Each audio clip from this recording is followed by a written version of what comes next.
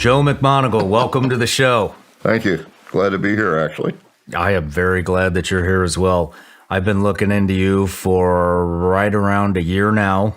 Joe Mcmoneagle, you spent over 12 years as an Army intelligence officer in Vietnam and Southeast Asia. You've survived 3 assassination attempts. Army Intel performed a fake funeral on you.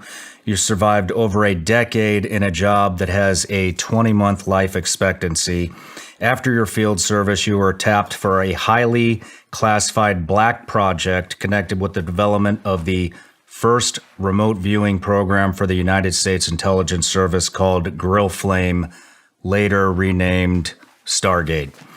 You have provided time-sensitive and actionable intelligence for the CIA, the DIA, the NSA, the FBI, DEA, NRO, National Reconnaissance Office, NASA, U.S. Special Operations Units, Joint Chief of Staff, the National Security Council, and the White House, among other agencies that we can't even bring up. Your esteemed service in remote viewing for government earned you a Legion of Merit Award, one of the most prestigious awards in the U.S. Army intelligence officer can be given. After your military retirement, you spent decades as a remote viewing consultant for U.S. intelligence, saving dozens of lives, including those of some missing children. You have remote viewed everything from classified submarines to hostage situations and even Mars. You've performed numerous successful remote viewings on live television in Japan and the U.S., and you currently guest teach remote viewing at the Monroe Institute. Many call you a psychic spy, but you are remote viewer number 001 for the United States. Joe, welcome to the Shawn Ryan Show. It is an honor to have you here. Joe, I don't remember if I've read or heard or watched or listened, but I remember hearing somewhere that something in your childhood kind of shaped or maybe developed you for the career that you were going to dive into. Can you talk about that at all? Yeah, I had to get out of Miami. I'm really a bug about racial things. I grew up with, people with no money, people who grew up hard just like I did. Mm-hmm. And many of them were white, many of them were black, many of them were Hispanic, some of them were foreign. And the way they're treated is not right. And my mother and I were walking through a place called Reynolds Park, which is downtown Miami, right across from all the big buildings and stuff. I'm walking through there with my mother, and it was hot, and I was thirsty, and I saw a water fountain, and I went up and started drinking out of it. My mother grabbed me and pulled me away from it. She said, "Don't use that fountain, it's colored only." And I said, "Why?" And she said, "I can't explain it, but you shouldn't drink out of those water fountains." Next time I went and saw my doctor, he read me the riot act about using those water fountains and said all these diseases. He just read off this huge list of diseases I could get drinking out of a colored water fountain. And I told him, I said, "That doesn't make any sense to me at all. That's nuts." And he got angry, and my mother got angry. And I said, "I got to get out of this place. This isn't right." And I don't think that changed up until the day I left, when I was 18. Vietnam was starting to build up. I and my group of buddies, maybe 4 of us, went downtown and went to the place where they had all the recruiting sites. And we went around to each one, Army, Navy, Air Force, Marines. And so my buddies got hooked by the Navy, mostly. They all joined the Navy, but I didn't know that because I went back to the Army place. I actually joined the Army because I felt like if I was going to serve the country, that was the place to be. He asked me why, and I wanted to join the Army. I said, I want to fly fixed wing. So he says, "We don't have a lot of fixed wing pilots, but you're smart enough for it." So he said, "I would advise you to get tested before you join." I did all the tests and scored fairly high, and the Army took me in, promised me fixed wing, and then I got to my basic training. I took the basic training, and when they started to ship me off to the fixed wing school, they said there's some basic requirements you have to meet, and I couldn't meet the depth perception test. I was 3 inches off at 25 feet. So you can't fly fixed wing. You can't fly anything. So find something else. So I went through a brochure of MOSs and came up with the idea that I wanted to do this thing it was called a Sidewinder back then. It was a track-mounted 106 recoilless rifle. It had 6 recoilless rifle barrels on it, and it was track-mounted, and it was very quick. It was like 50 miles an hour, and I thought, yeah, that's it. Strike and run. I was thinking, boy, if you're fast, they can't get you. And then when they gave assignments to everybody in the class, everybody was off to Vietnam, Philippines, all these different places. And you, Joe, go sit in the barracks because we don't know what we're going to do with you yet.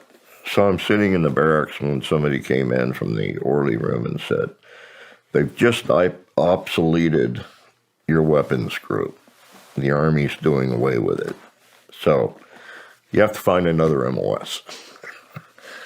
So I don't know what the heck I want to do. So I went out on the base, and this is at Columbia, South Carolina.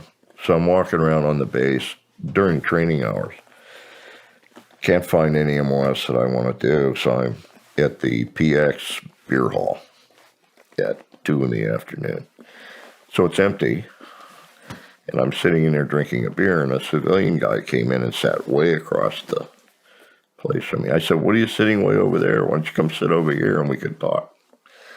So he came over, and he asked me what I was doing, and I told him. And he said, I might be able to help you. He said, come by and see me tomorrow. And he gave me his card. And all his card had on it was phone number. When I went in, he introduced himself, gave me his name and everything. And he said, I think I can help you pick an MOS. And I said, how do we do that? Do I look through a brochure? No. And he handed me a dart. I said, what's this for? And he pulled his curtain back, and it was a big standard dartboard on the wall, but it had little numbers written in all the little places. And he said, you throw the dart, you hit a number, we look it up, and it tells you your MOS.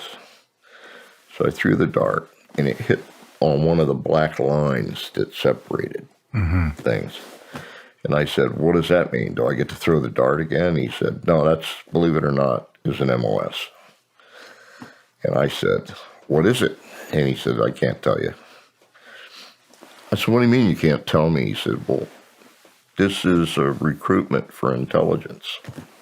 And so he said, I can't explain it to you because you don't have a clearance. And I said, well, how am I supposed to do an MOS that I don't have a clearance for? He said, well, we do background and everything once you volunteered. And I said, okay, I'll volunteer. So then everybody got assignments but me. So I'm sitting around for a week waiting for an assignment. And they came in one day and they said, go into Fitchburg, Massachusetts. Here's $300. Go into Fitchburg and buy civilian clothes. And then they came and got me and took me to an air base. Put me on a C-130, and I had to sign for an entire pallet load of classified material because they had given me my clearances by then. And I was signing off the stuff that people were taking off this pallet. And when it got down to just a few objects, we landed and they said, get off with this stuff. And I got off and the plane left. And I was sitting on this little runway and I was sitting on a log. And I said, where am I? I had no idea. Nobody would tell me. And this baby blue Jeep pulled up, and a guy got out of the Jeep with black shorts, white T-shirt, flip-flops. And he came over and he said, my name's Sal Corrado. I'm a warrant officer and I'm your boss. Get in. So my first tour was 18 months on a Luther in the Bahamas. I can't tell you what we did there. It's still classified. How did you receive the information that you were going to Vietnam? I mean, it was well into the war by this point if you had joined at 18. Was a story in itself. I got sent from the island back to Homestead, Florida. At the big air base there, we had an Army unit, and the Army unit was working with the Navy there. And so I became an instructor for the Navy. And so I went to Vietnam. And funny thing happened when I got to Vietnam and I walked in my first orderly room. That I had these orders in a packet that said not to be diverted by anybody. I finally got my orders to go up to the 330th Radar Recon.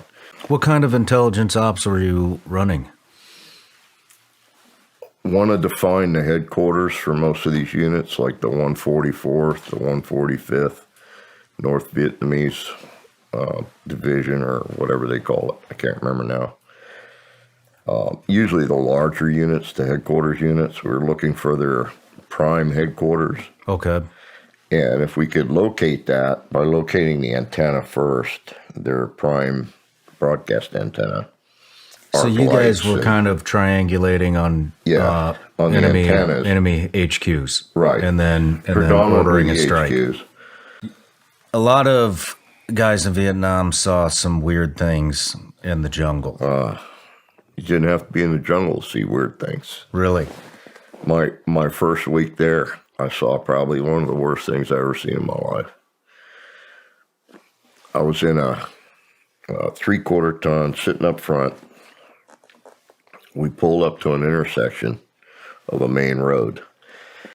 And it was a woman and a small boy in the back, and the driver revving his engine. And it was a convoy of trucks going through. And the convoy were all low boys with tanks on them and APCs and, heavy equipment. And they're blowing through this intersection, one behind the other. And sometimes there was a break. But the convoy kept going. And this guy got a break. I guess he thought he could make it. And he gunned the engine and he popped the clutch and he got out in the middle and it stalled. Bang. The next convoy truck hit him hard, spun him around, and the back wheels of the trailer went over him. And then every truck behind that, bang, bang. Every single one of them hit that tuk-tuk and started pounding it down in size to the point you could not see the difference between the metal and the bodies.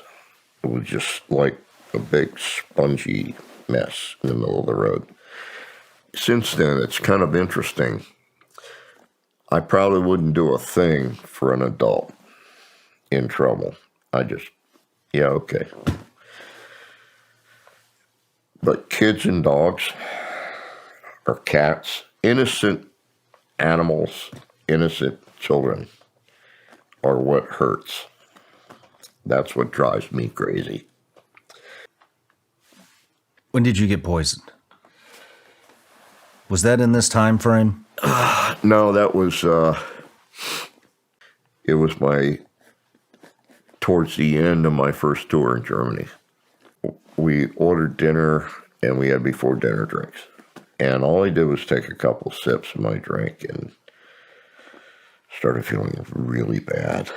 And I didn't want to I felt like I was going to start barfing any minute. And I didn't want to do that in a restaurant. So I headed for the front door. And when I got to the front door, I remember hitting it with my hand. It was a glass swinging door. The door swung open, and there was like a pop. It actually like a snap. Like you snap your fingers. And I was standing on a cobblestone street, and it was a warm rain, and it was falling. But I didn't feel like I was getting wet. So I went like this and noticed the rain was going through my hands. And I said, "Oh, now that's strange." And when I looked up, I saw this body half in and half out of this door.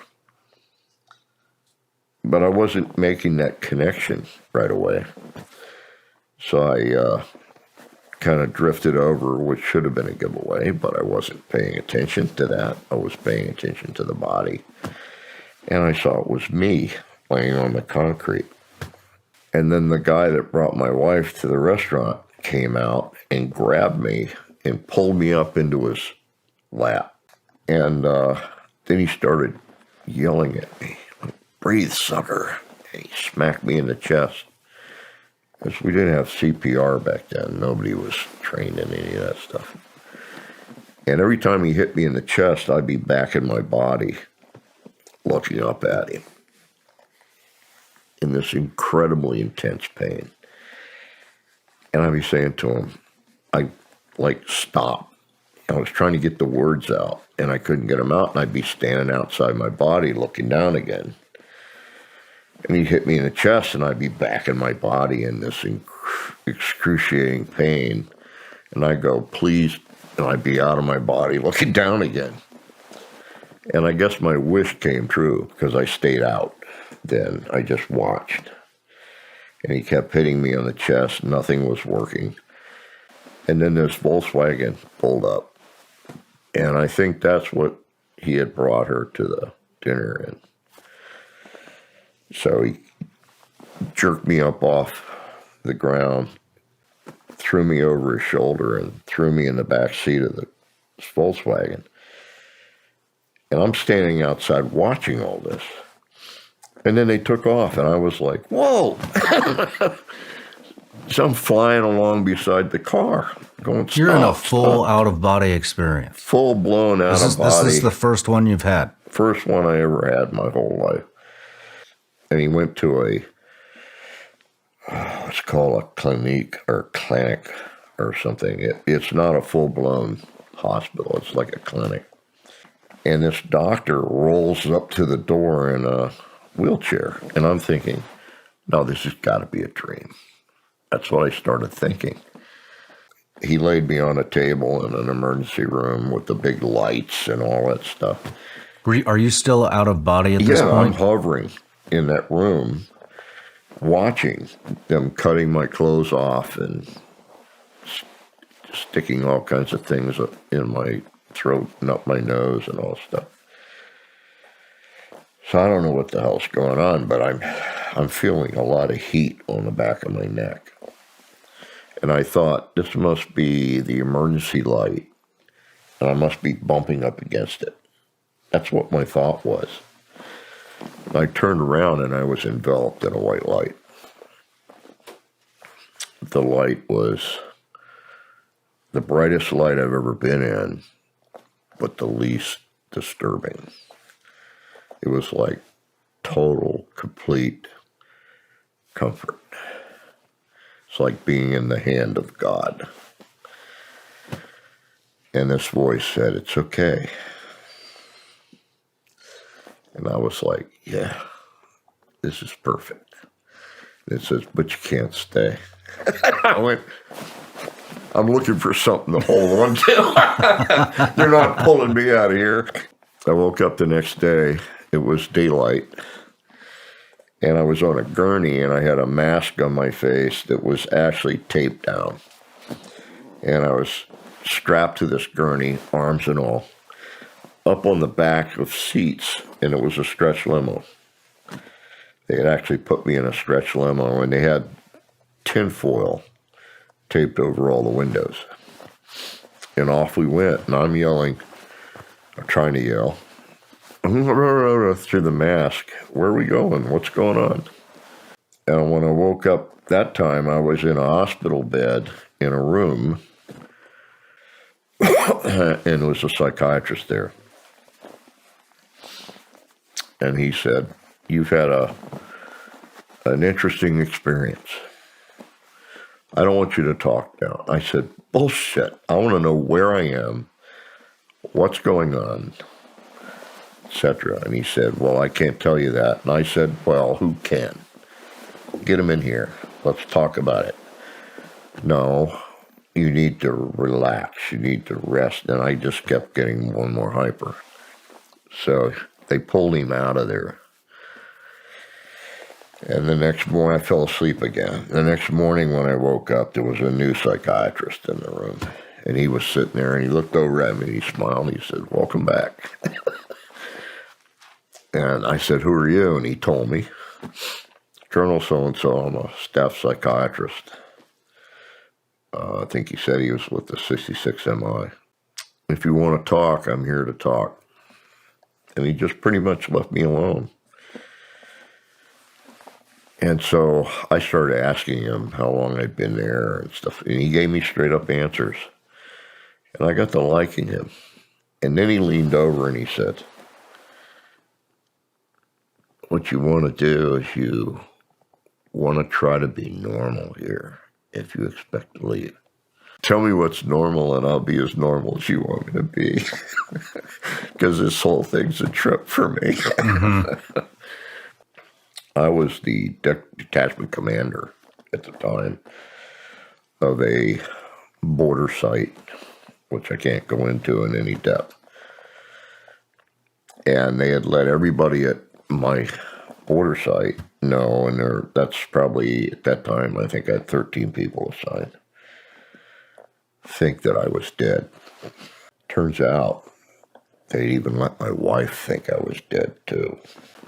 Over the course of about a week, they decided that there wasn't significant brain damage, that I had actually had that experience, and that I had actually been out of body. All those things that actually happened. And that was due to the psychiatrist I had, who had evidently dealt with other people who had had significant out-of-body effects from near-death experiences. You had later been trained on how to control an out-of-body experience. Yes, correct? I was trained by Robert Monroe when I was judged to be an excellent remote viewer. What they did is they actually came out and hired Bob Monroe to teach me how to initiate control my out-of-bodies.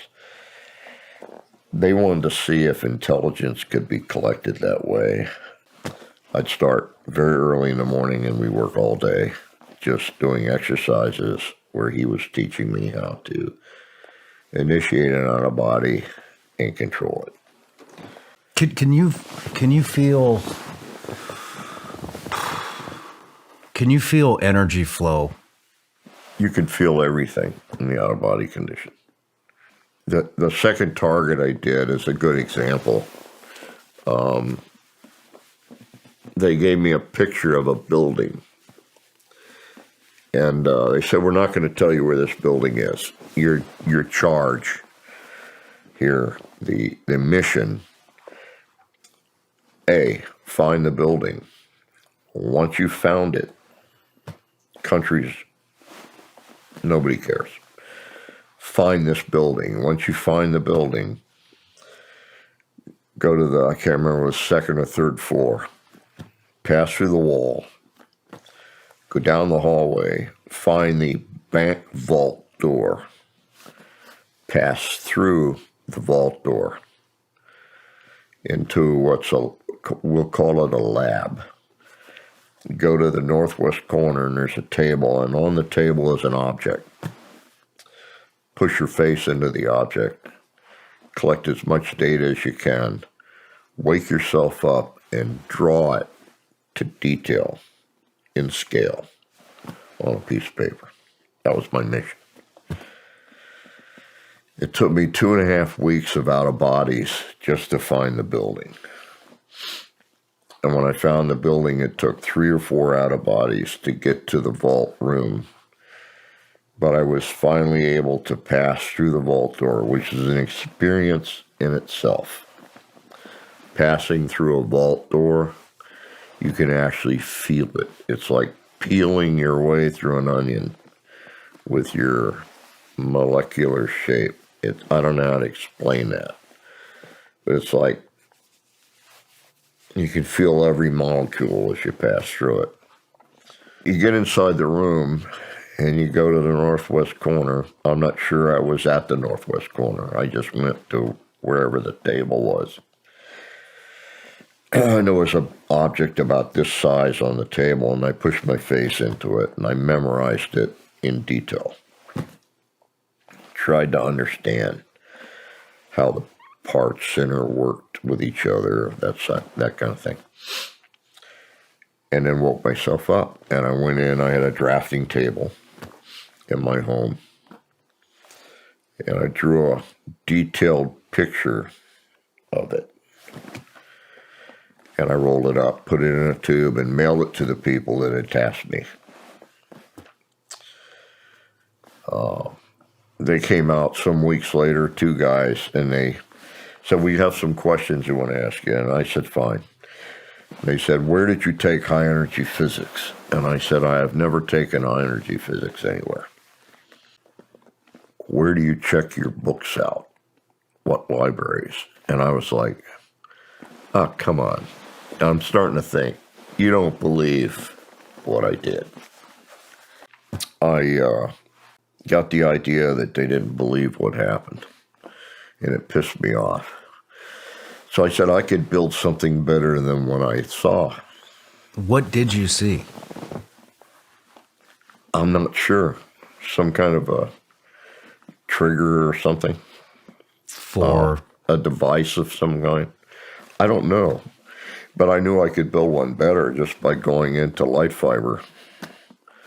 This was a copper wire thing. I said I could speed it up 100,000 times with light fiber. In fact, I could make it so fast it would get warm when it runs, or hot even, and melt down. So I'd have to put it in an acrylic cube and run coolant through it. So I did all that, and I drew it in detail, but it was down to about twice the size of a pack of cigarettes. They showed up the next day. Non-disclosure agreements. Never promised never to draw this again ever. Don't show this to anybody. Don't talk about it in detail with anybody. Blah, blah, blah. So I signed all their papers and said bye. when you begin the search and you're out of body, is it like a bird's eye view? Or are you street level? I think it's in the out of body condition, it's like you can observe a lot of things simultaneously. You're not limited to what we're limited to in the body. An agency came to us and said, "Can you track a spy?" And we said, "Piece of cake." That's what I said. Piece of cake. My buddy, Dr. May, said, "Yeah, I think we could do it. If you can prove you could track a spy, we'll give you $250,000. And so we said, "Sure, piece of cake." So my targeting material, you ready for this? Social Security number. What does that tell you about a spy? You don't know if it's a 14-year-old or an 85-year-old. Mm-hmm. You don't know if it's male or female. You don't know if it's Chicago or San Francisco or New York City, right? Mm-hmm. Okay. That was my targeting material. Tell us where our spy is. So I said, okay, and I hung up, and I drew a picture of Altoona Pass. It's where they built the first group of wind generators. It's called Altoona Pass. So I drew hills, and I put in the towers, and I put the rotating things on them. And I drew dotted lines together. I said, it's a big electrical grid. It's collected by the wind. It's a wind generating area. And he's parked by the central tower in a rental car. That's exactly where he was. What do they say to that? Are they in disbelief? They didn't say a word to us. We just sent them that. So They said, okay, thank you. Didn't say a word. So time goes by a few months, and I get another request. I don't know, it was 2 PM or something. They just interrupted something I was doing. Can you tell us where our spy is? And I said, I worked on such and such a date at such and such a time. Where was our spy? So it's middle of the day. The time and date, I have no idea other than it's like early morning hours on some day of the week. Just passed. So I drew a corner of a lab place, put in parking lots, roads, trees lining the roads, T-shaped building right in the center. And I said, your spy is in the T-shaped building, which is otherwise known as the A building. That's the name of it, A building. He's at the top floor, center of the T-shape. He's facing out through a picture window. You might otherwise call this the director's office. It's 12:30 midnight. He's got his feet crossed up on the director's desk, and he's smoking one of the director's illegal Cuban cigars. Oh yeah, that's the west gate of Lawrence Livermore Laboratories. That's where they build nuclear weapons. Where do you think he was sitting? In the director's chair, 12:30, looking out of his picture window at the rest of the lab, smoking one of his Cuban cigars. That was the second hit. The third hit, they said, okay, you've demonstrated you can probably track a spy. That's nice. Tell us what he's doing. He's a creative kind of guy, so tell us what he's doing. He's in the middle of the desert. He's got 2 big tractor trailer trucks, vans, and he's working inside the vans, and he's testing a piece of equipment. It's a microwave equipment. It's operating on this frequency band, and it's got a 60-degree bandwidth, and he's targeting electronic equipment at a little over 60 to 150 yards for destructive purposes.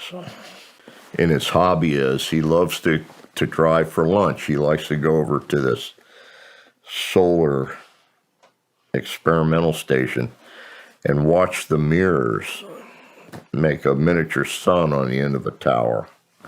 He loves to see that stuff. That's all we said. So they came back and said, maybe you'd like to see what he was actually working on. And so Ed and I said, sure. So they flew us out to Sandista Desert. We're in a military car driving down the dirt road, and we come over a hill, and they stopped us. They had a block on the road. They had this arm down. The solar station, the experimental station, is doing a test. So you could actually smell the ozone in the air with these mirrors when they made a miniature sun on top of the tower. It's crackling up there. You could smell the ozone. I mean, it was beautiful. Wow. And the whole experiment ends. Oh, and Ed's looking at the driver. He's saying, you know, if you had a bag, I'd put it over this guy's head because he's not supposed to be reporting on this. So they lift the guard gate, so we head on down the road, and we see this dust cloud coming down the side road from the solar array. And it pulls out in the road right in front of us and accelerates away down the road. And so we follow that dust cloud and pull into the same place. 2 big vans sitting on tractor trailer trucks. And it's exactly what I drew. I drew like, 15 drawings, about 75 pages of transcript. And they gave all that material to an independent agency, and they said exactly what it did and said they could build it. And that's exactly what he was doing, what I said he was doing. And what they came back and said was, our spy has no hobbies.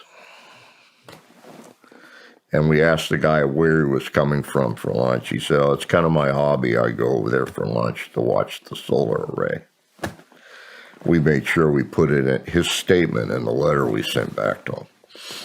But the thing that got to me was this kid. I can't even remember the state he was from, but he had a real southern accent, like from Kentucky or it might have been Tennessee even. I can't remember.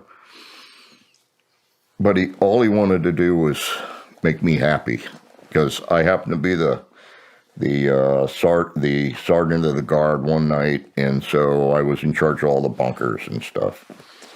So the following morning, when the bunker guys had all been relieved, I told this kid, I said, go out and collect all the loose hand grenades, collect them up, put them in the back of the 3/4-ton truck.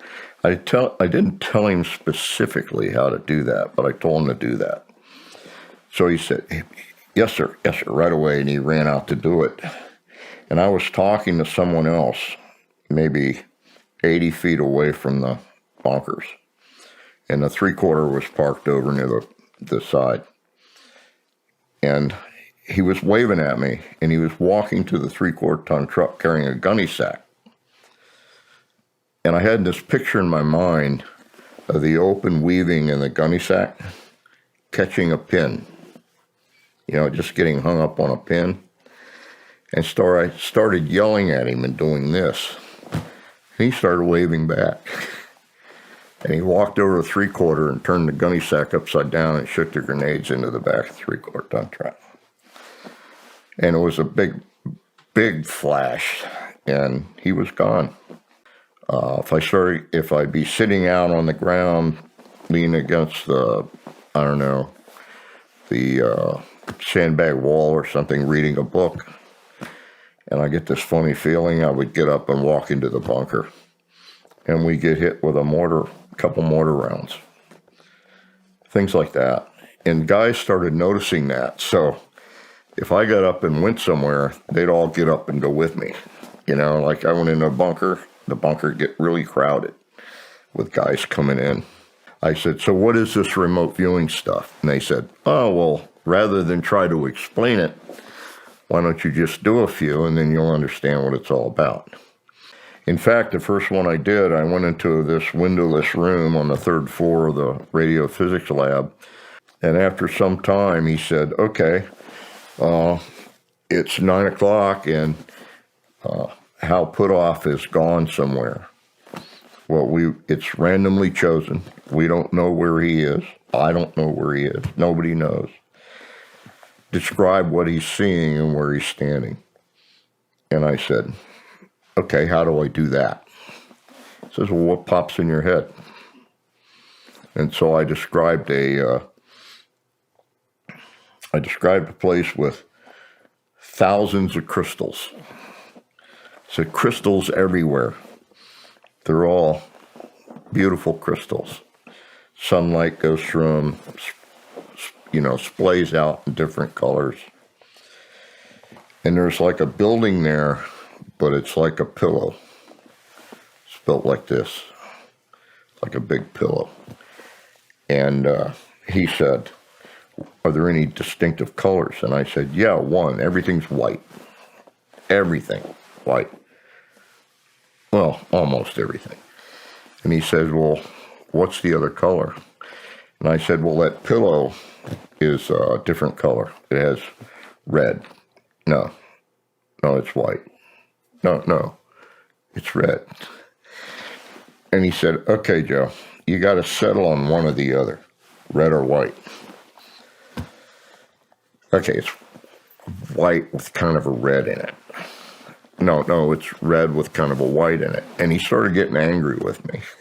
He said, just tell me what color the building is. I said, okay, here it comes. You ready?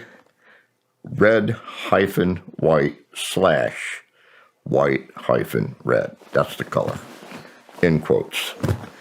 And he said, that's not a color. I said, it is now. Learn to live with it. So we get in the staff car and we ride out there, Russell Targ and I, with a driver because he's legally blind. And I would ride with him if he was driving.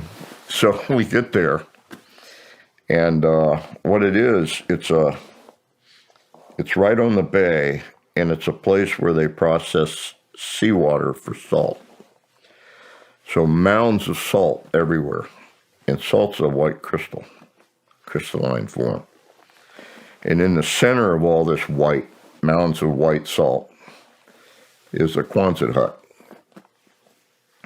And it's enameled white, but rust is bleeding through all over it from the heavy salt content. And Russell's standing there at the entry where we walked in. He's just standing there and he's staring, and he said, "That's about a perfect color that you gave it." What is the experience like? They tell you Hal Putoff standing in a spot, we don't know where he is, describe it. Mm-hmm. You go, how? They say, just tell us what pops in your head. Yeah. I mean, are your eyes open? That's what's popping in my head. Your eyes open? Are we oh, like, yeah, like right now? We're talking right now. And it's this image just popping in my head. It's like... how clear is it? Clear as a bell. Like you're there. Like you're there. Only you don't know exactly what it is. You millions of crystals in piles everywhere. So the tiny little salt crystals are looking big to me, but there's big mounds of them. Okay, you understand? Yep. It's sort of distorted a little bit, but what you could say about it is absolutely clear. Can you see the visualizations from different angles? Yeah. Can you walk through them? Yeah. Mm-hmm.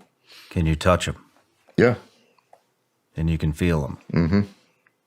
You kind of aren't seeing it, but you are. What it is, it's a compilation of all of your senses. Most people go into remote viewing thinking, I'm going to see something, and so they're totally and completely dependent on their eyes.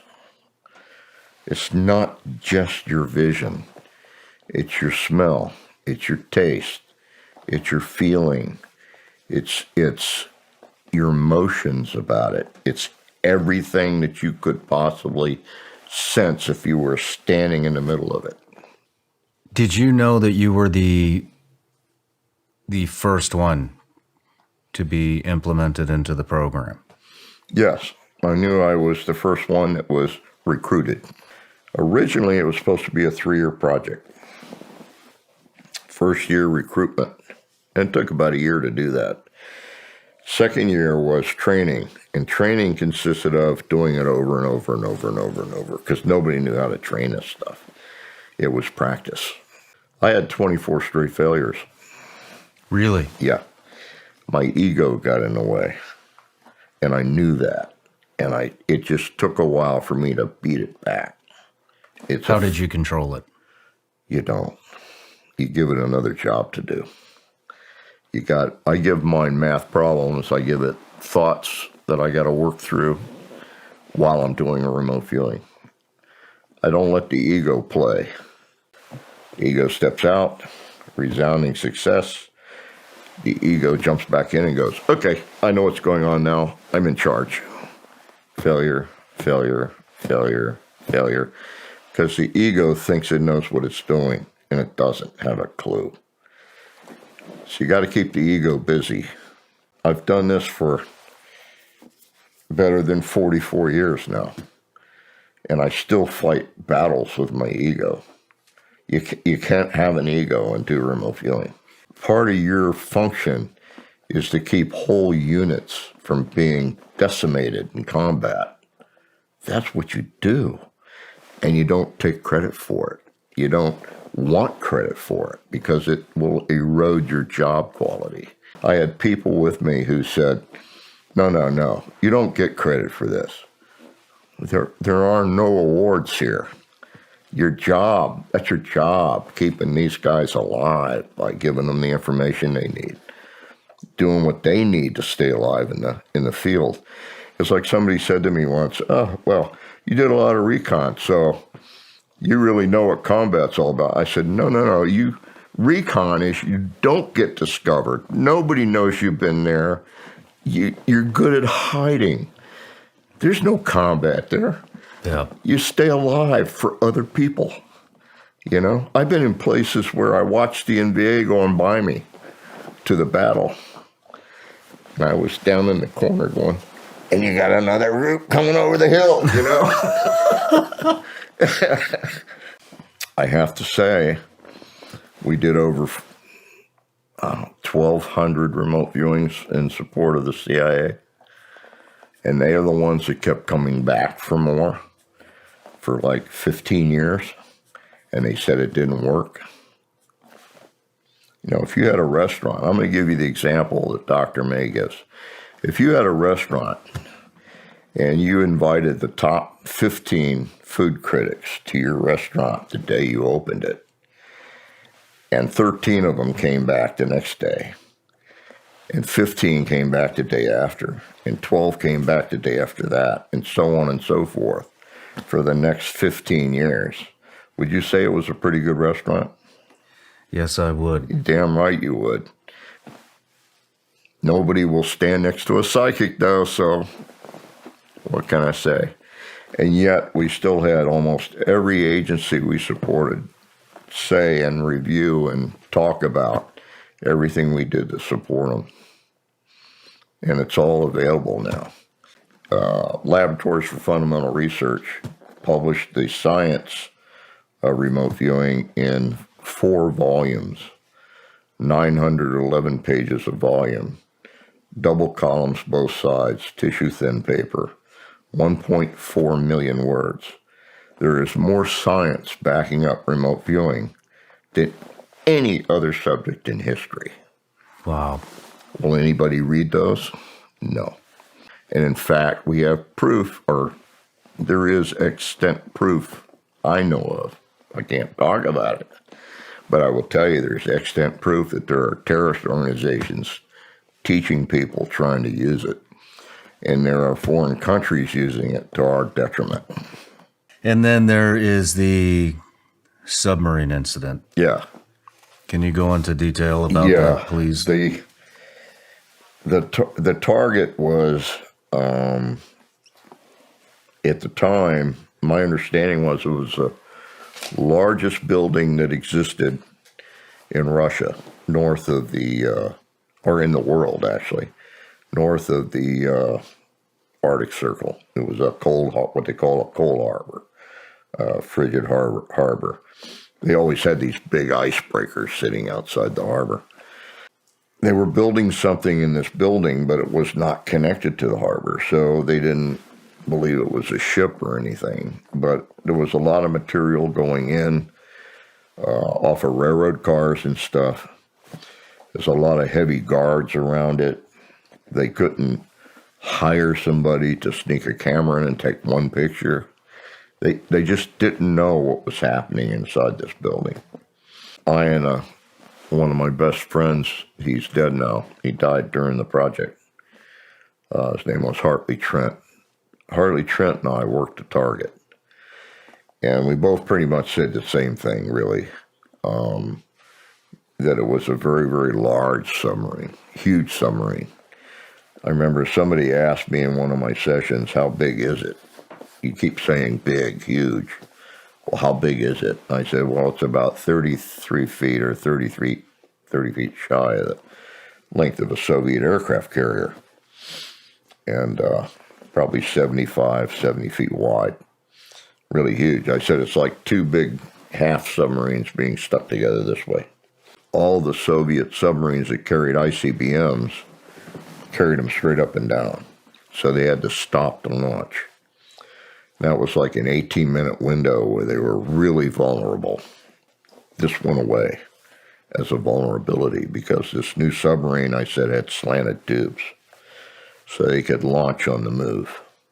Hartley and I pretty much agreed on a lot of that. But I have to tell you, he was targeted separately from me, and I was targeted separately from him, and we never spoke to each other about it because we were under orders during remote viewing to never discuss what we were targeting in any way, shape, or form because they didn't want tainted information going across viewers.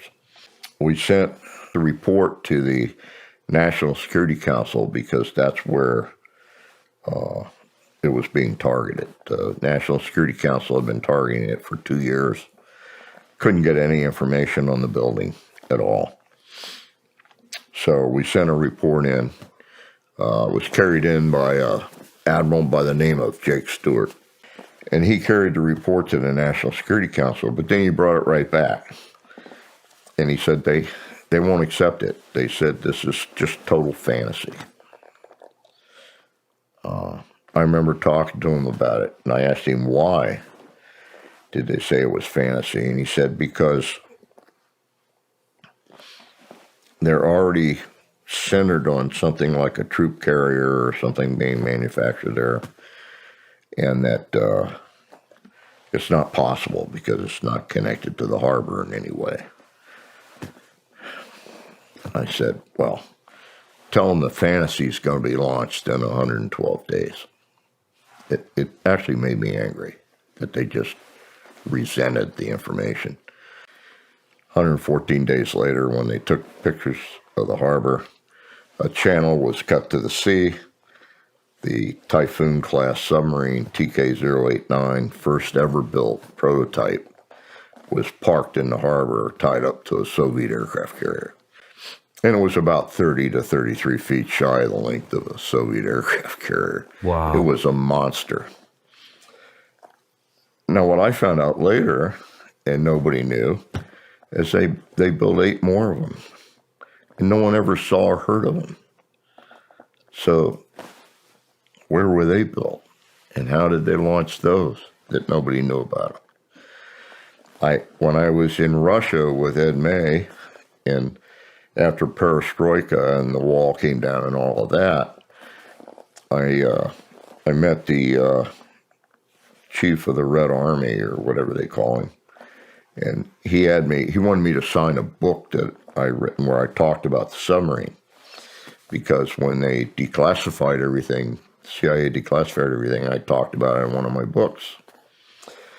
And he thought it was disinformation for 6 years. That's what he told me. And I asked him why, and he said, because it was in your book, and I didn't know about any submarine. And so I said, then why do you want me to sign the book? And he said, because I just found out it was real. He did this, he looked around and he leaned forward and he said, I know because our spy in your DIA told me it was real. I said, would you give me the initials? He said, oh, no, I couldn't do that. They'd bury me under the front steps of the FSB. So I said, it's okay, I'll wait you go to sleep tonight. Get it from your head. That's all I could think of to say. And he ran out of the room. They came back in and grabbed this book, which I had signed, and took off. And then the general that that Ed and I were talking to said, you got to stop scaring my generals, Joe. He said, you just got to stop doing that. I said, okay, I won't do it anymore. Can you remote view through time? Yes, not a problem. You can go back in time, you can go forward in time. And there's some proof that no human being operates in the moment, ever.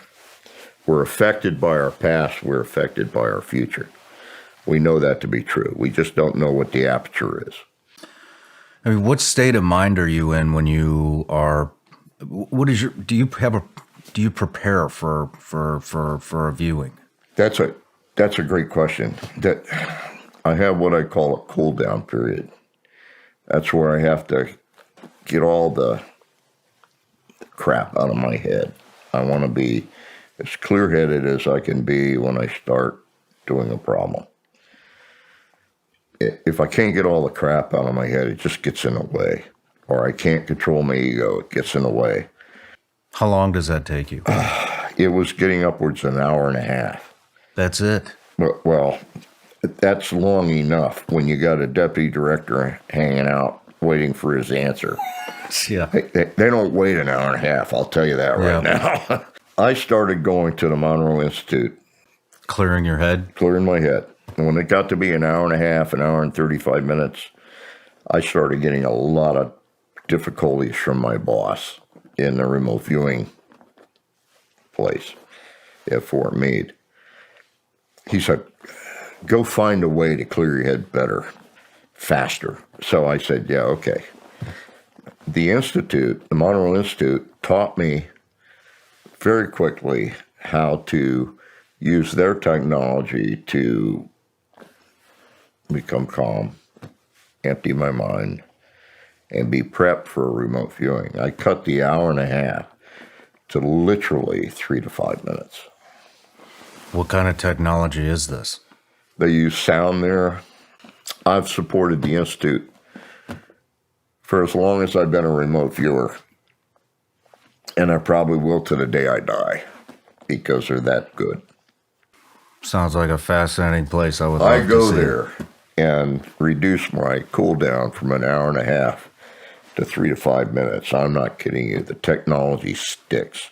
Wow. What Bob Monroe made a tape for me with his sounds, and I used it for quite a while. Once you have that effect embedded in you, it doesn't go away. Wow. You can keep regenerating it just by closing your eyes. Remember what it sounded like. That's how I do my cool downs. One guy wrote books about things like the Titanic and stuff like that. I did the remote viewing for him. And it turned out my remote viewing was more accurate than written history. Things I said in my reports were accurate. Things written about it by historians were wrong. Like there were 2 guys in the tower together when they hit the iceberg. One guy in the tower. The other guy was in the kitchen getting a tin of tea and didn't even know it was going to happen. And that's never been in history reports until my remote viewing. Now it's in history reports. Let's talk about the colonel that was kidnapped by an Italian Marxist group. Oh, General Dozier. Yeah, the Red Brigade kidnapped him. They took him in the evening. I think it was about 6:30 in the evening. They just kicked his door in and went into his living room, or not, into his house.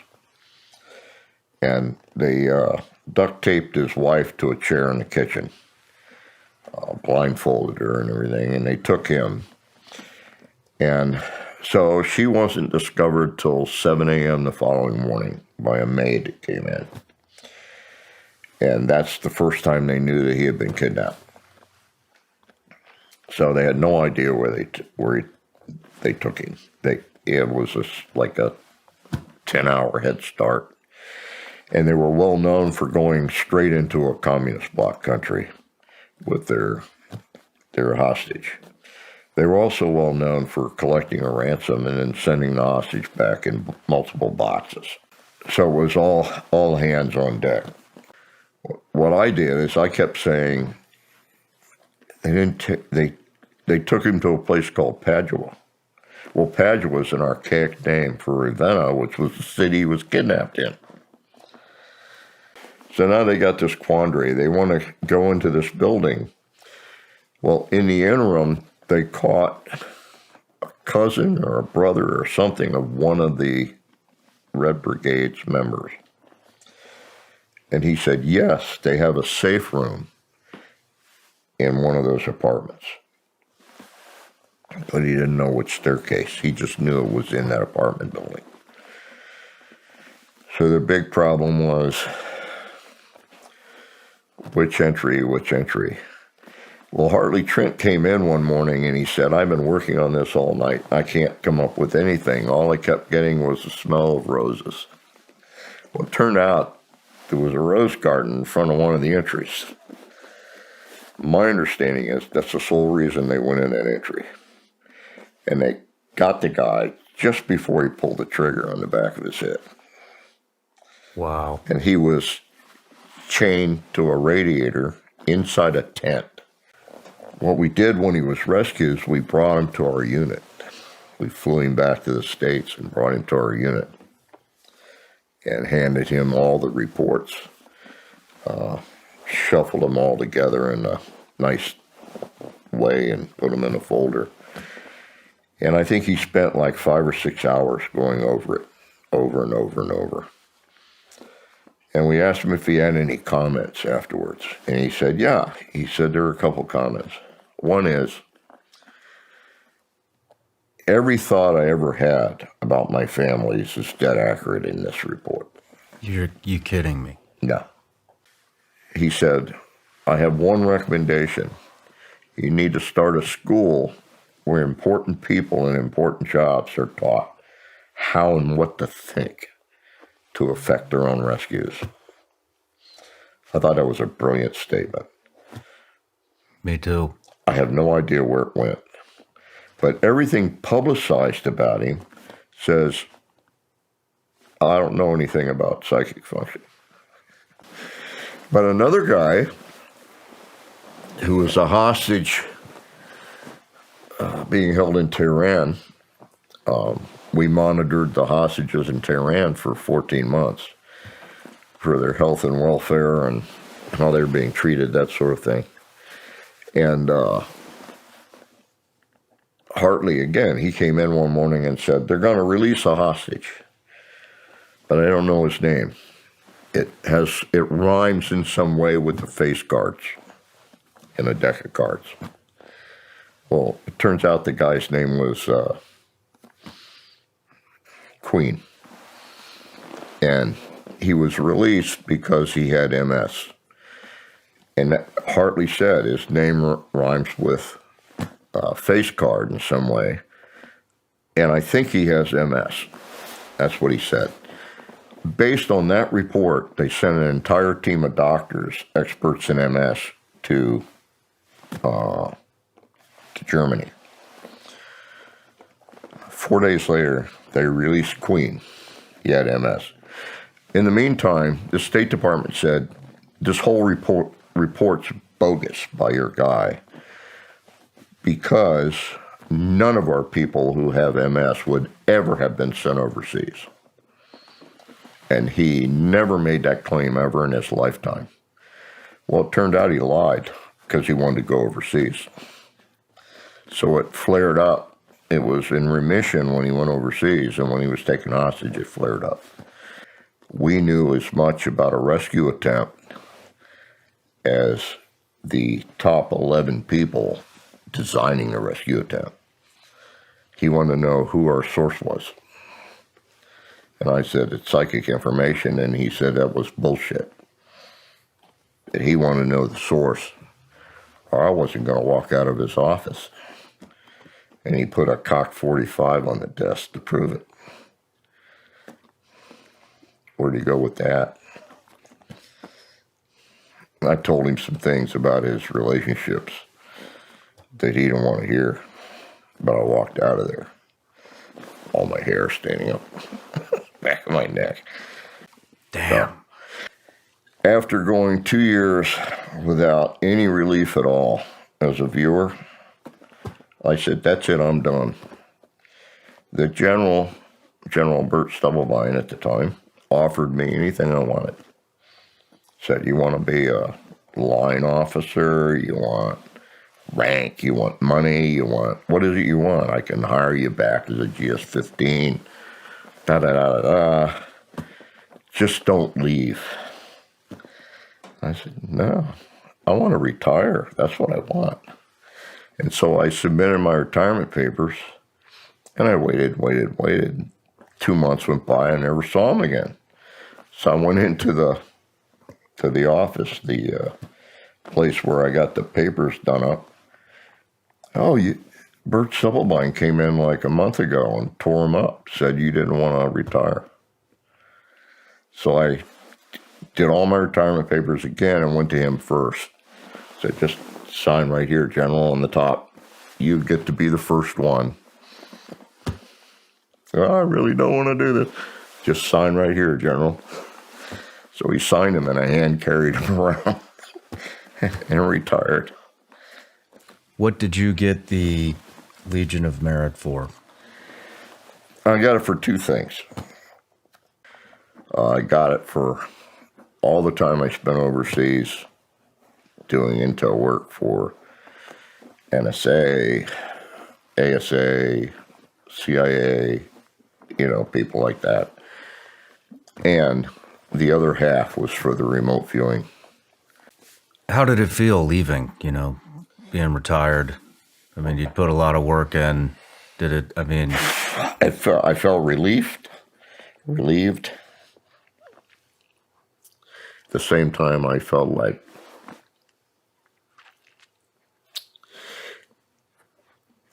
there was so much more I could have done. But the environment was not supportive. And I gotta say, when you find a live missing kid, that's like, you can't beat that with a stick. When you find one that you fought with a detective over, or you fought for 5 hours with a sheriff to get him to do something with your material, and then they finally find the kid, and they've used your material to do that, and they've only been dead an hour, you don't want to spend any time in the room with them after that. Because then my own desire is to just like terminate them. Mm-hmm. You're too stupid to be a human being. Yeah. It's enraging to a certain point. And I don't know where to go with it. It's like, yeah. How many children did you save? Do you know? I have no idea. Do you remember? Maybe a dozen. What is one that really stands out to you? One that really stands out?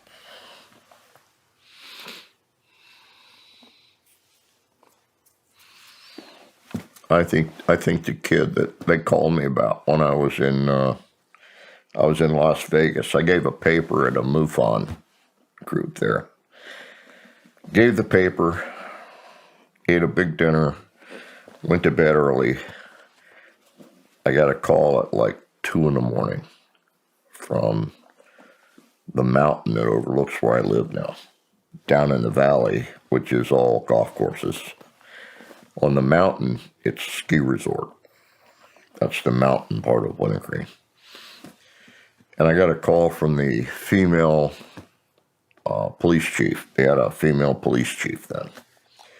And she called me at 2 a.m. and said, "We have a missing 5-year-old, and I understand you help with this sort of thing." I went, "Yeah, okay." I said, "So what you want me to do is tell you where to go to find the kid?" "Yes." I said, "Okay. Do you know what a compass rose is?" And she said, "Yeah. Usually if you say compass, they don't understand that. Drawing compass, whatever." So I said, I can't remember the degrees. I said, "On the compass rose, you want to go to the last place he was seen.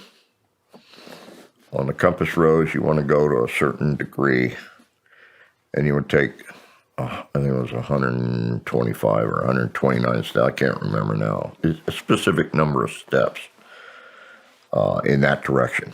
And when you get there, stop and just yell his name out, and he'll probably respond." So she called me back, woke me up the second time. This is like 20 minutes after I went back to sleep. And I said, "Yeah, what now?" She said, I was getting upset. And she said, "My deputy told me that it's straight up the side of the mountain, and a kid would never do that under age 10. And I said, some pretty ugly things. I said, "Just go do what I told you." And I slammed the phone down and got back in bed. And she woke me up again, like 15 minutes later. Just getting back to sleep again. And I said, okay, what's going on?" And she said, "We found him." And I said, "Thank you. Have a good night." I hung up. What I didn't know, and I found out later, his father told him, "If you ever get lost, go to the nearest light and wait for me." The nearest light was on the back of an empty cabin. Somebody had left the back step light on up the mountain. So that's where he went. And when he got to the cabin, it was all locked up. So he climbed up on a couch on the back porch and laid down on the couch and fell asleep. Wow. And so this detective went up the mountain, stopped right behind the cabin and yelled his name, and he sat up and said, "What?" Oh, my God. I'd like to talk about some of your other remote viewings. Now, one in particular I'd like to discuss is you were tasked with remote viewing Mars, from what I understand. And the time period, I believe, was 1 million BC. Yeah, 1 million BC. Who was that directed by? Well, when it was tasked, I was sleeping in the industrial cube, the sealed cube, in Bob Monroe's lab at the Monroe Institute, because we had been working on going out of body and controlling it. And I was exhausted. So we've been working. This was Sunday, I think. And he woke me up, and I said, "Yeah, I'm awake. What's going on?" He said, "Well, I have some people here from Department of the Army, and they have a target for you." And I said, "Okay. What do you want me to do?" He said, "Well, why don't he said, "I have an envelope here. There's nothing written on it. It's in my pocket. Tell me something about it." So it started out with a really large pyramid. And I said, first thing, words out of my mouth was, "This must be a new discovery." And he said, "Why do you say that?" And I said, "Because it's huge. It's bigger than the pyramid of Giza. Must be a new discovery somewhere."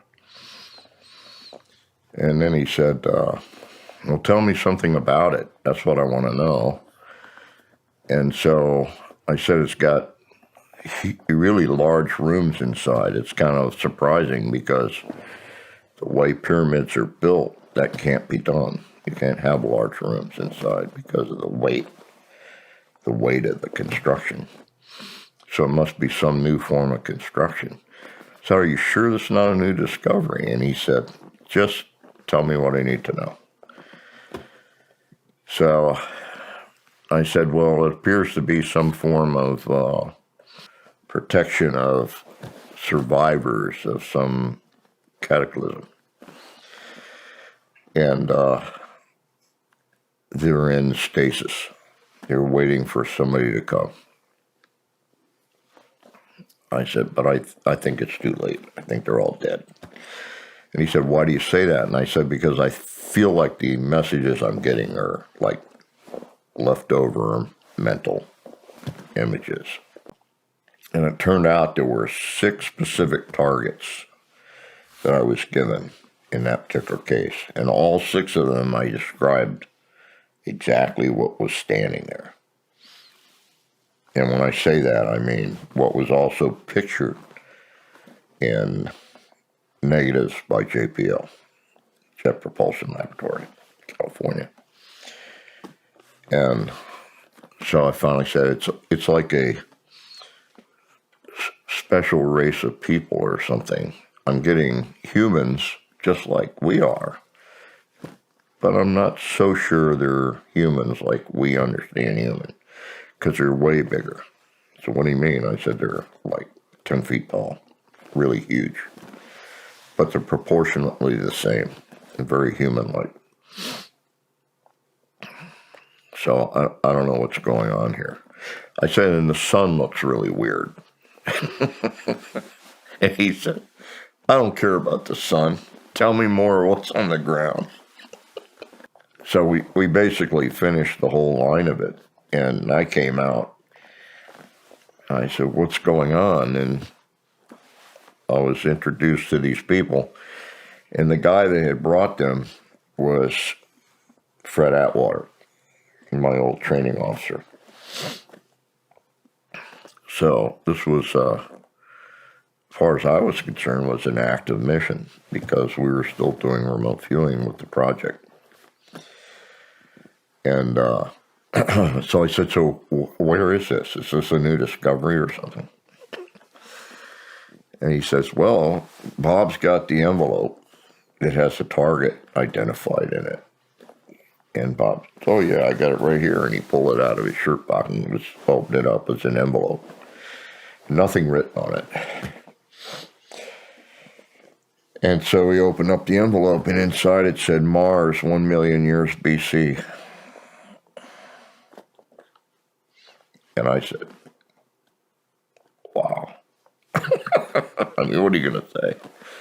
What I decided to do was the next time I was in California, I was going to go by JPL and get copies of the negatives, because somebody said, oh, it's all BS. And I said, no, I think they're pictures, specific pictures for the different GPS locations. See, these were all GPSs that they read to me while I was in the box. The GPSs, in my mind, were for Earth. I never heard of GPSs for another planet.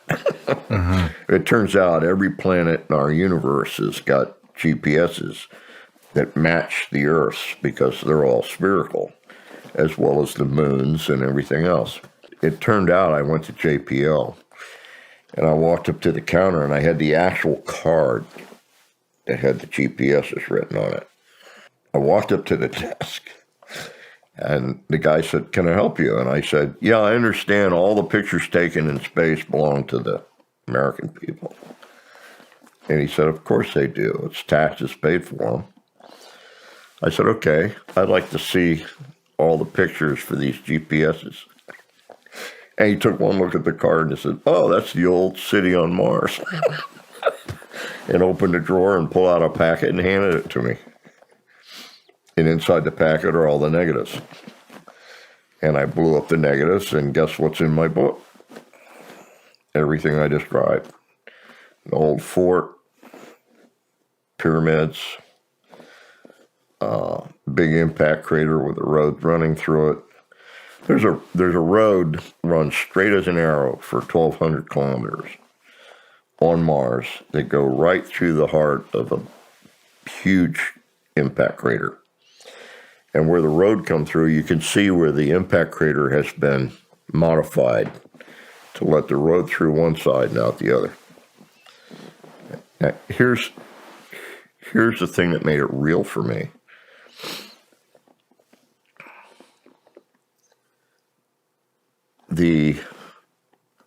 The outer edges of the impact crater, they know how tall the edges are of the impact crater, because there's a half-inch of shadow line around them. And they know the angle that the picture was taken and from where, and the sun's position and all that. So they can tell you that the half-inch of shadow line around the outside edge of the impact crater tells you that it's 3,000 feet high, the walls of the impact crater. That's not really a super high wall on an impact crater, but what they don't tell you, and it's shown in the picture, is in the upper rim edge of the impact crater is a little triangular piece sticks out on the side of the impact crater. That had to have been put there by somebody. It's a construct. It sticks straight out at a perfect 90-degree angle. It goes like that. Is it part of the pyramid? No. It's part of the wall of the impact crater. So you got an edge up here, 3,000 feet up, and there's a triangular piece that sticks out and goes back in. And on top of that is a pyramid. It looks like a pyramid because you're looking straight down on top of it. The shadow from that pyramid that you're looking straight down on top of is 2.5 inches out. Now, if the impact crater has a half-inch shadow and it's 3,000 feet tall, how tall do you think that 2.5-inch shadow is? It's up there. I said to the guy at JPL when he showed them to me, I looked at it, I said, how tall do you figure this is? And he said, really tall. And I said, well, okay, how did it get there? It had to be put there after the impact crater hit, after that thing that made the impact crater had hit Mars. It couldn't have been put there before, because the impact would have Destroyed blown it away. I said, this thing is literally tens of thousands of feet tall. What the hell is it? And he said, well, a lot of people think it's a shard. It kind of grew there. And I went, I started laughing. It grew. Yeah, I'm sure. I'm sure this thing grew there. But who built the support for it on the edge of the impact crater? Well, nobody knows about that. It's anybody's guess. So there's no doubt in my mind that what they're saying about this old city is true, because that's true. I mean, why? It's like I ask questions about it, and they just look at you like you're stupid. Say, well, we don't know. Why did you take pictures of that area of Mars? We don't know. How do you think that got? Well, we don't know. I mean, what is your thought process after that? I happen to think the only aliens on our planet is us. And I have good reason to say that. I think we're the aliens on this planet. I think we came here because of something that happened on Mars. Were we the cause of it? Who knows? Can you remote view into a different dimension? I suspect it's possible. The only reason I say that is because I've done some remote viewing on some things that were probably operational in other dimensions. It was a form of transmission that could not be seen or picked up on in this reality. Since we've tweaked the radars on some of the Navy planes, they've been capturing the Tic Tacs.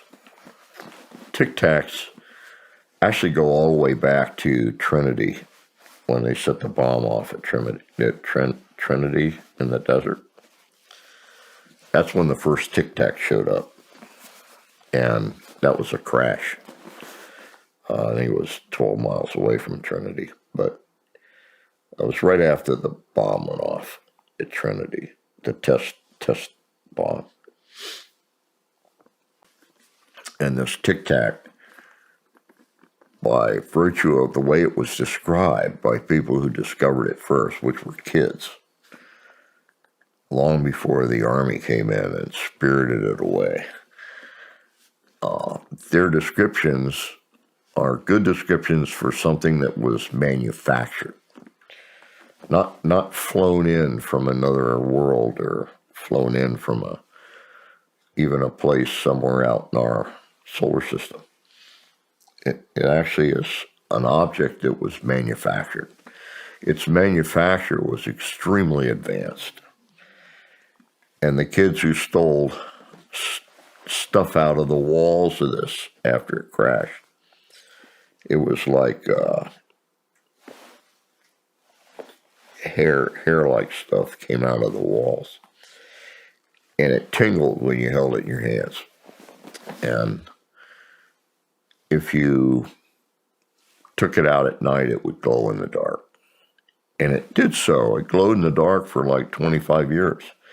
Because some of these kids that stole parts of this stuff were putting it on their Christmas trees for 25 years because it glowed in the dark. So it stands to reason that if Tic Tacs are being manufactured somewhere, it's probably on this planet, because they're not able to travel into the vacuum of space. They're only able to travel high speeds on this planet. What if these are the actual inhabitants of Earth from the very beginning? And we're not. We're the aliens. And we've come in and taken over the world. And now all they have to deal with us over is how to convince us that they are something that we're afraid of. I'm the only viewer that has voluntarily gone into all the labs and been challenged on my viewing, and I've done my viewing under maximum controls. No, one other person did that. The only other person that's ever done that, gone into the labs after they came out of the project, was a young lady named Angela Ford. And Angela Ford, while she was with the unit, was treated extremely badly. Now, I have to back this up by saying Angela Ford was I think she was a GS-14 maybe. She was a GS employee of the government. She was an intelligence analyst in one of the highest positions you can have in the Pentagon as an analyst. And she became a remote viewer. She does her remote viewing with automatic writing. Because of that, because of the fact she was different and a woman in the project under Defense Intelligence Agency, she was called a witch and shoved into a side room, and hardly anything ever done with her stuff. She got out of the project when it shut down in 1995, and came straight into the lab. And she's done unbelievable stuff in the lab. A lot of her stuff has been misused, misidentified, unused, ignored, all these things because she wasn't saying things to support what they were looking for. She's really good. I bring her in on my remote viewing training that I do at the Monroe Institute. I bring her in for one night to answer questions. And she has fun with those, let me tell you. I'll tell you something she did. The first week in the lab, they had a U.S. Customs agent who took $2 million that was supposedly earmarked for something. He just stole it and disappeared. So the FBI was really after this guy, and he was on a most wanted list and all that sort of thing. But it was dead of winter when this happened, and so they were absolutely positive, since he loved the Bahamas, he's in the islands. He went down there, he probably bought a boat. He's living in the islands. She comes up with the fact he's in, I don't know, West Muldoon, Iowa or something. I can't remember now. It was Wyoming or something like that. So she says, no. He's way out in Wyoming or something. Nobody believes her. Every psychic in the unit is talking about the Bahamas, Bimini, Nassau, all these places. Because they're picking up on all this stuff. And she's saying, no, he's up north. Where all the parks are closed because the snow falls 6 feet deep. No. He hates the cold. He'd never go there. Not with $2 million in his pocket. So, huge argument entailed. And so Defense Intelligence Agency is nervous about all the psychics saying Bahamas, and she's saying East Spunk, Iowa or something, Wyoming. So she gets more specific. They go back to her and say, why do you say that? Well, he's staying in a place that's right behind a Native American burial ground. It's right next to a national park. There's like 6 feet of snow on the ground, and he's the only guy in this motel. Nobody believes it. But just in case, FBI sends a wanted poster out to all the park places in the extreme Northwest that's buried under snow. Park ranger remembers having breakfast with him, the only two people in the entire freaking world eating breakfast together in this drive-up diner. He gets the fax on his machine. As soon as he gets to work, he turns around, he goes back with a state trooper, and they arrest the guy. No way. Yeah. In Podunk, Iowa, or Wyoming, or wherever the hell it was. And they arrest him in this motel, behind which is an Indian burial ground. And it's adjacent to a park. I think she was even more specific about what kind of park. And it's like she gets no credit at all for it until they're talking about it. The great job the FBI did on the news one night. And somebody calls in from the Park Service. So, that's not how it happened. That's not how it happened. They sent us a wanted poster on him. Our guy from the Park Service actually had breakfast with him and got a state trooper, and they arrested him and turned him over to the FBI. The FBI had no idea he was here. And the only reason the Park Service sent out the all points wanted bulletin was because she said so. Wow. That all came home to roost. And so she walked around like the queen bee for about a week. She had an identical twin sister, and they were both as good as, one was as good as the other. Her sister's Interesting. now dead. And you had a twin. No, she did too. Identical twin. I didn't have an identical twin. I had a female twin. And, but her sister was as psychic as she was, but her sister's dead now. And she's retired now. But, and they treated her like crap. And, I mean, she was one of the top analysts Man. in the Pentagon. And she wanted to come into that unit. She volunteered to come into that unit because she knew she had something to offer. And she did. And she still does. And we still use her in the labs. She's that good. I mean, she's really a good person. And once again, Joe, I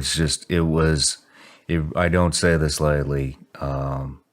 It's an honor to have you here and to get to know you and to hear about your experiences as you've experienced life, and just thank you.